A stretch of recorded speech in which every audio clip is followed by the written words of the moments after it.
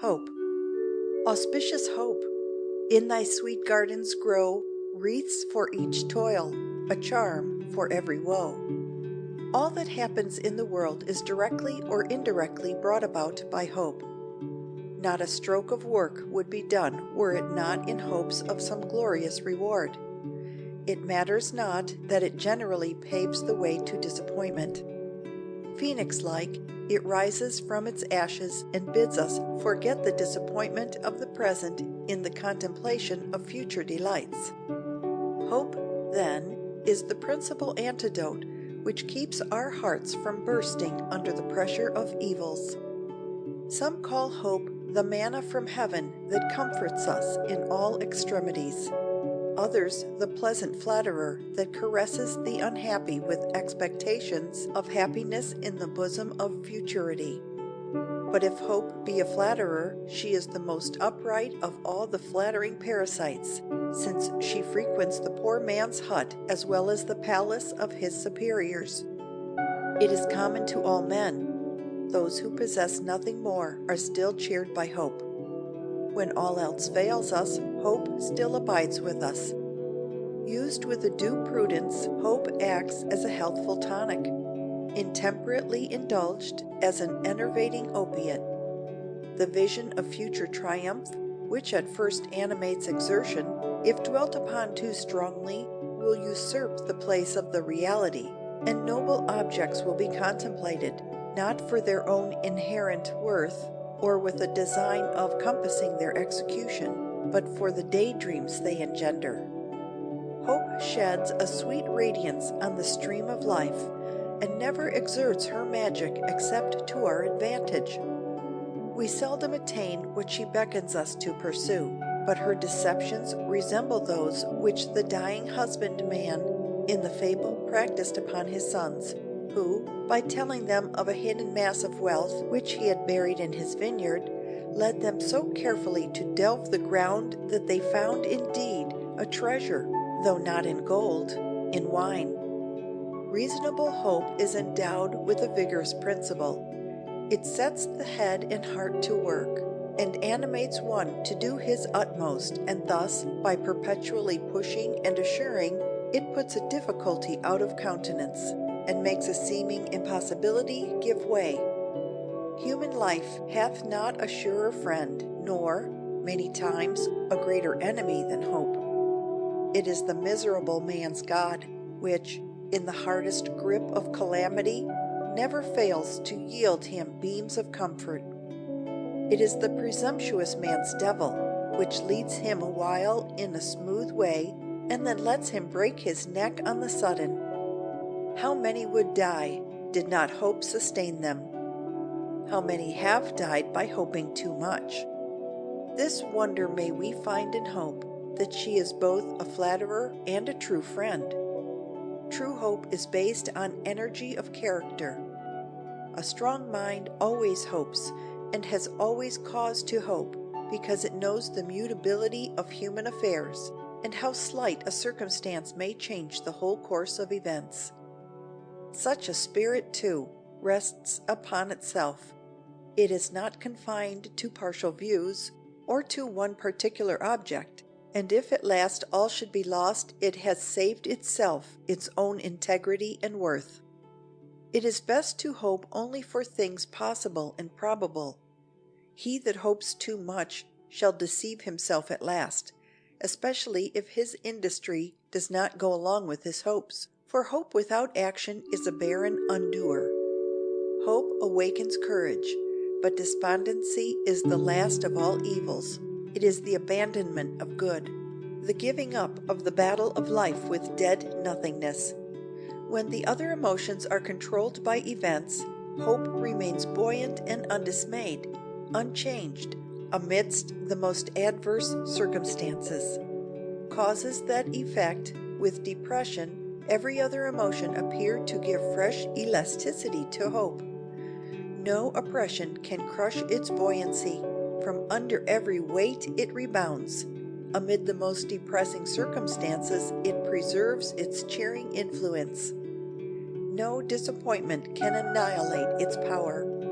No experience can deter us from listening to its sweet illusions. It seems a counterpoise for misfortune, an equivalent for every disappointment. It springs early into existence. It abides through all the changes of life and reaches into the futurity of time. In the midst of disappointments, it whispers consolation, and in all the arduous trials of life, it is a strong staff and support. If, in the warmth of anticipation, it prepares the way for the very disappointments to which it afterwards administers relief, it must be confessed that, in the severer inflictions of adversity, which come upon us unlooked for, and where previously the voice of sorrow was never heard, it then appears like an angel of mercy, and frequently assuages the anguish of suffering, and wipes the dropping tears from the eyes. Hope lives in the future, but dies in the present. Its estate is one of expectancy. It draws large drafts on a small credit, which are seldom honored when presented at the bank of experience, but have the rare faculty of passing readily everywhere. Hope calculates its schemes for a long and durable life, presses forward to imaginary points of bliss, and grasps at impossibilities, and consequently very often ensnares men into beggary, ruin, and dishonor. Hope is a great calculator, but a poor mathematician. Its problems are seldom based on true data, and their demonstration is more often fictitious than otherwise. There is a morality in every true hope which is a source of consolation to all who rightly seek it. It is a good angel within that whispers of triumph over evil, of the success of good, of the victory of truth, of the achievement of right. It hopeth all things. It is a strong ingredient of courage. Under its guiding light, what great events have been wrought to a successful completion. It is a friend of virtue. Its religion is full of glorious anticipations. It encourages all things good, great, and noble. It is not surprising when we reflect on the nature of hope that we find it to be such a mainspring to human action. It is the parent of all effort and endeavor, and every gift of noble origin is breathed upon by hope's perpetual breath. It may be said to be the moral engine that moves the world and keeps it in action. Every true hope which has its object for some great and noble design is an unexpressed prayer which flies on angels' wings to the throne of God and returns to the struggling one a precious benison of inspiration to go forth on his errand of good. A true hope we can touch somehow through all the lights and shadows of life.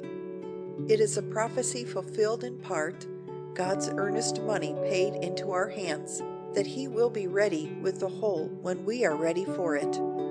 It is the sunlight on the hilltop when the valley is dark as death, the Spirit touching us all through our pilgrimage, and then soaring away with us into the blessed life, where we may expect either that the fruition will be entirely equal to the hope, or that the old glamour will come over us again and beckon us on forever as the choicest gift heaven has to give.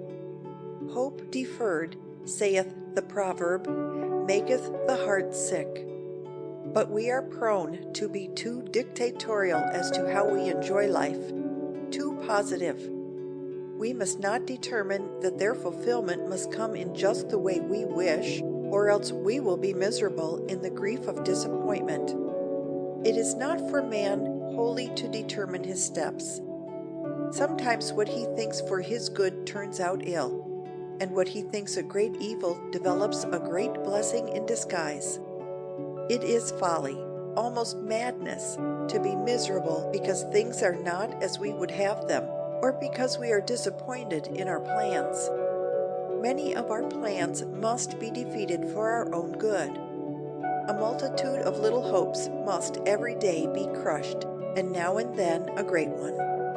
But while we may all be wrong in our thoughts of the special form in which our blessing will come, we need not fail of the blessing.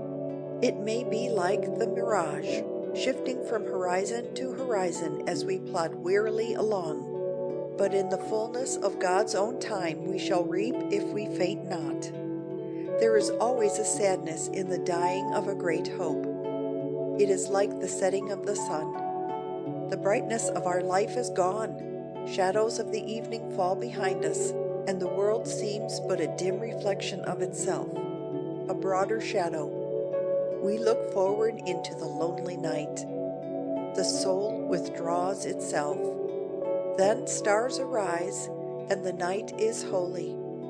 Hopes and fears checker human life. The one serves to keep us from presumption, the other from despair. Hope is the last thing that dieth in man. Though it may be deceptive, yet it is of this good use to us, that while we are traveling through this life, it conducts us in an easier and more pleasant way to our journey's end. There is no one so fallen but that he may have hopes, nor is any so exalted as to be beyond the reach of fears. When faith, temperance, and other celestial powers left the earth, says one of the ancient writers, hope was the only goddess that stayed behind. The man who carries a lantern in a dark night can have friends walking safely by the light of its rays, and not be defrauded himself. So he who is of cheerful disposition and has the light of hope in his breast can help on many others in this world's darkness, not to his own loss, but to their gain. Hope is an anchor to the soul, both sure and steadfast, that will restrain our frail bark and enable us to outride the storms of time. There are so many humiliations in this world. The secret is to rise above them, to throw off dissatisfaction, and to grasp some pleasing hope, grateful and beneficial to the mind. We are encompassed by illusions and delusions. We need the comforting promises of the heart, a steadfast faith in the good and true, and hopefulness in all things, especially futurity. Hope is rich and glorious, and faithfully should it be cultivated.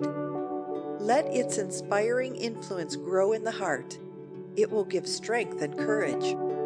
Let the cheerful word fall from the lips, and the smile play upon the countenance.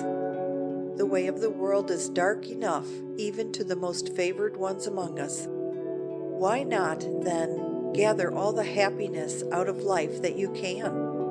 Why not strive to cultivate the cheerful, hopeful disposition that will enable you to see the silver lining to every cloud? By such a course you will do much to assuage the sorrows and to increase the joys and pleasures of life.